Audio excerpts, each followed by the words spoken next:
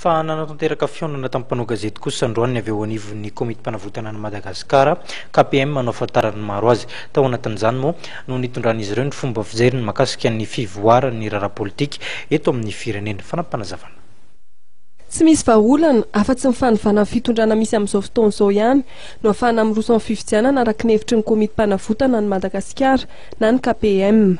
Tsy tanteraka ny famariam-bahoaka izay tokony nataonay tamin'ny sabotsy teo tao Antsahamanitra satria tonga tao ny miaramila ireo mpitandro filaminana Demoraiky tsy namela le izy ho anay zany dia tena didy jadona ary fanampiana-bava mihitsy zay ho an'ny vahoaka malagasy satria io toerana io dia toerana privé ary efa nazoninay alàna ka mahagaga anay hoe inona no idirany Demoraiky amin'izay zavatra sy ny fitondram-panjakana.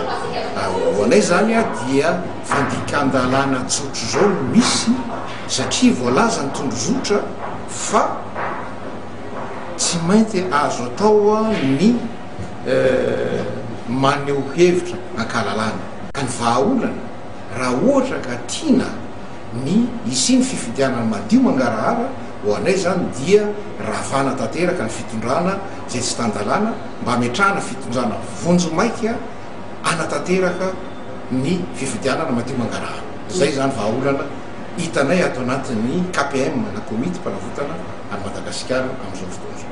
Entina hitakina ny fitondrana tan-dalàna, ny KPM dia mieritreritra natanteraka hetsika atoato. Izahay dia efa mieritreritra zany amerinany farafatarana fa rehefa tsy mbola avela ivory ao anatin'ny kianja zahay dia anatanteraka n'ilay rodorodo mpanavotana.